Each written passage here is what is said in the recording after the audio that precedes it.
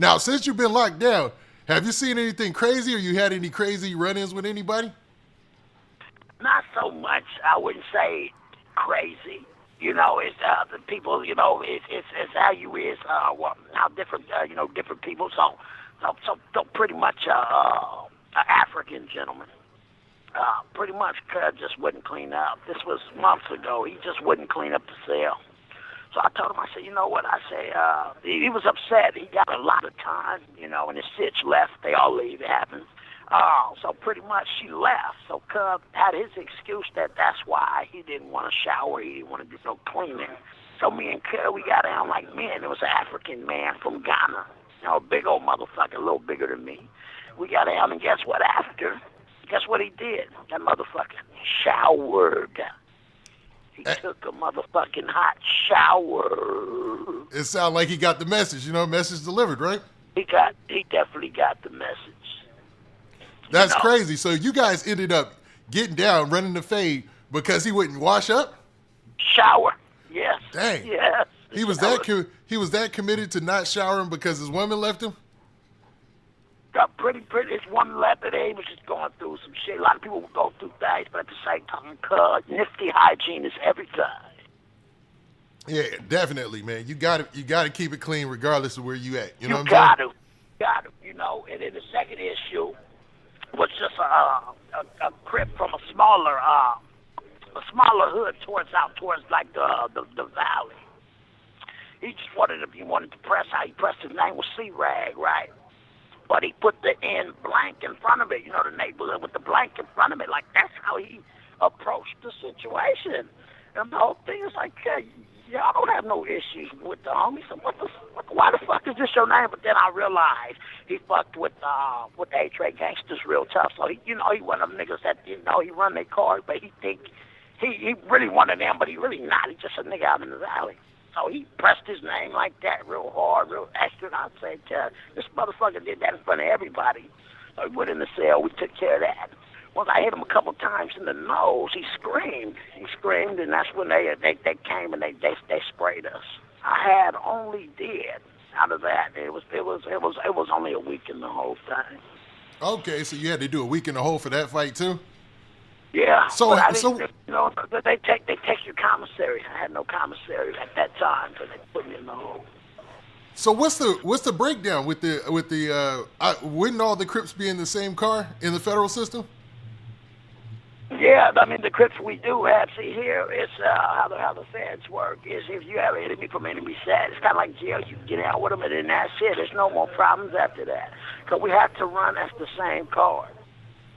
You know what I'm saying? I'm a big guy, 6'2", 0.55, 290 pounds. Real ceefy like. I got real disrespect 5 tattoos that I'm proud of. So a lot of people they need their fades. Okay. So you guys just got it out the way, and then there wasn't no issue after that. Yeah. It's like drinking ice cold fucking Old English. Get it out the way. Enjoy it. Get it the best you can. But then you got also other motherfuckers. It's another motherfucker from out of Oceanside. Real cool guy, right? Cuz was cool as a motherfucker. When I tell you, he was cool. He was real laid back, real cool. So he asked me, he knows how the promotions, everything. He said, hey, Crip Mac, my girl needs. She wants her nails hair page promoted. I'm like, all right, $55. He said, you're just a Instagram gangster. You're not a real thug. And then he used the B word. But when you got to remember, when you use those type of words in front of everybody in the jail, now all the racists are watching. There's no, let's take this shit here. Let's do this now. We're going right now, and I'm going to hit you as hard as I can until you fall over the table. I'm just going to continue. And then that was another whole visit. That whole visit gave me 2 weeks, and I starved 2 weeks because they take all my commissary. And then I just realized, I'm like, God damn. But when people put you on blast like that, it's nothing you can do in jail. So he basically called you out your name and used the B word? He definitely did. And you had to, he thought I was some type of Instagram, internet type of nigga. He thought it was a game, thought it was a gimmick, thought it was a joke. Don't let the good stuff I was doing with my buddy, China Mac, the Mac Ventures, and the comedy I do fool you, cuz I am a 55th Street Info General, and I don't play no motherfucking games. I don't. Man, so you had to go. My name is everything. So you had to go upside his head, huh? Yeah. It had to happen, but let me tell you, once we got out the hole, we landed in the same spot, myself and him. Guess what he said? He said, "Hey, Crip, Mac." He said, "What's that cash up?" He said, "I decided I'm gonna send you the money to get the promotion." I told him, I said, "Money side 55 CR I And it was sent. She sent the increments in, and I'm like, and I got it promoted. I'm a fair man. I do fair assistance. I catch fades fair. I play ball fair, and I do fair business. I'm a fair nifty nickel. You know, I'm a fair man. So we took care of that fairly. I still got her stuff promoted. Yep. Also, that was so we got two. It was two more issues. I had 5 issues. The fourth issue was a nigga from Fresno, big old black motherfucker named Gremlin.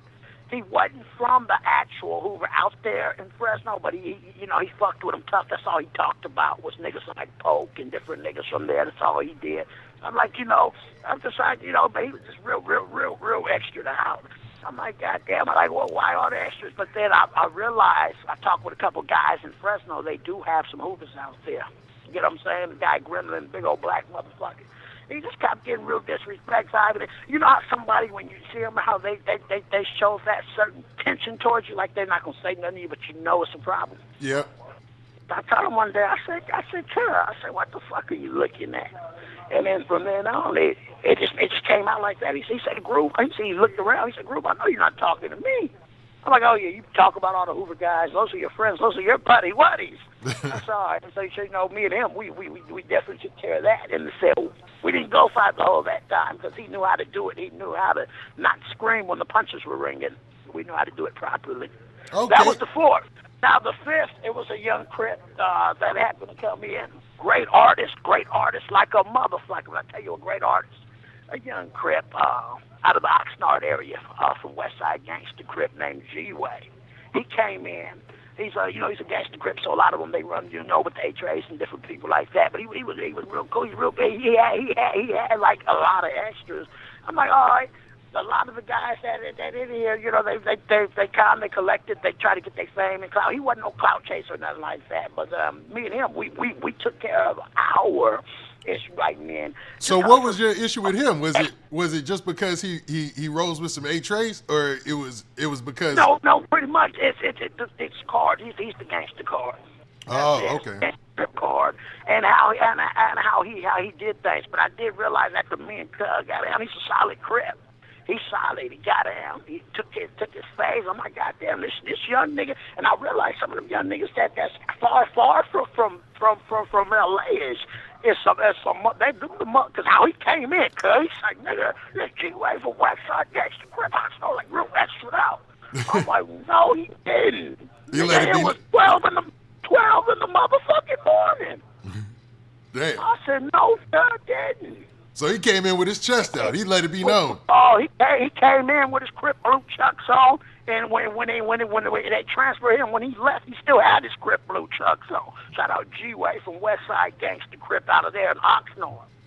Took his issue like a man. He's a solid Crip. I respect Cuz.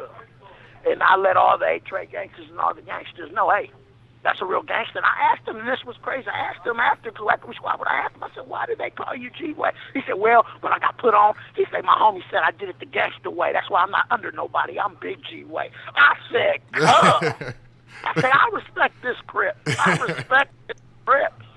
Yeah. That's what's up. So you've been running a lot of fades up in there, because Not really, no, and shit, in Wayside it was a lot more. Here's just based off just a few of them, just through tension. It's not really many. You know what I'm saying?